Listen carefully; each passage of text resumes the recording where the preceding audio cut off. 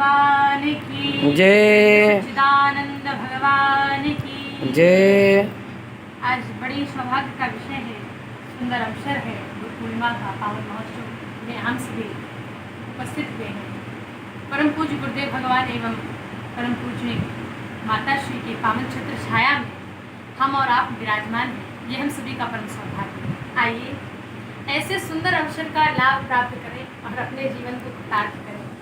मनुष्य जन्म जो मिला है वो किस कारण से मिला है, आइए उस पर कुछ चर्चा करते हैं, ताकि हमारा यह जो हमें मनुष्य जीवन मिला है इसे हम इस जीवन को हम अर्थ कर सकें। जो मुख्य लक्ष्य लेकर आए थे उस लक्ष्य को पूर्ण कर सकें। कुछ गुरुदेव भगवान आपके श्री चरण कमलों में बारंबार प्रणाम है। आपके श्री चरण कमलों में हम अपना एक छोटा सा प्रश्न प्रस्तुत करना चाहेंगे। आप कृपा करके हमारे संदेह का निवारण करें।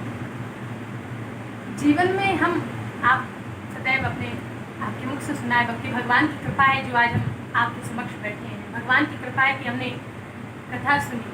अब हम कैसे पहचाने कि भगवान की कृपा हम पर कैसे है और कितनी है। ये कृपा करके आप कैसे समझें हम भगवान की कृपा हम पर कितनी है।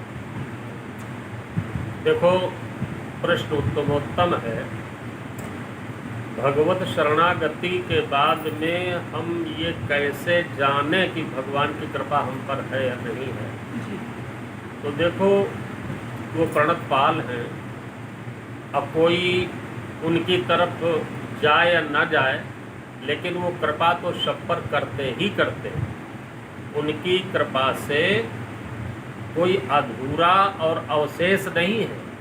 लेकिन अब हमें ज्ञान कैसे हो, तो उसके लिए जब संसार आसार लगने लगे और संसार का ऐश्वर्य बमन के सदृश लगने लगे, संसार के भोगों से उपेक्षा हो जाए और संसार हमें कष्टदायक लगने लगे, संसार भार लगने लगे और एक परमात्मा के चरणों में हमारा सानिध्य होने लगे, उनसे हमारा प्रेम होने लगे और सहृदयता जाग जाए, तो समझ लेना हम भगवान के करीब और भगवान के सानिध्य में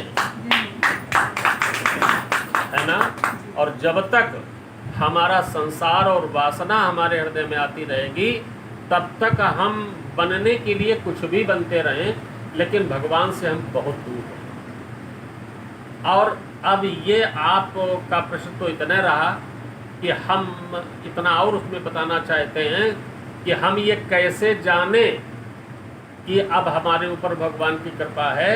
तो भगवान की कृपा के पहले गुरुदेव की कृपा परमावश्यक है ना। इसलिए बंदौ बोध वयम नित्यम गुरु शंकर, गुरु कोई मानव नहीं है, ये भूल जाना। गुरु शंकर रूपिणम, मतलब जो परमात्मा है वही गुरुदेव के रूप में है। यमा सितो ही वक्रोपि चंद्रा सर्वत्र बंद है, जिसके आश्रित होने पर टेढ़ा चंद्रमा भी पूजनीय होता है। उसी प्रकार से हम कैसे भी रहे हों, लेकिन भगवान के शरणागति के बाद में जब गुरुदेव की कृपा हो जाती है तो भगवान की कृपा तो होती ही होती है।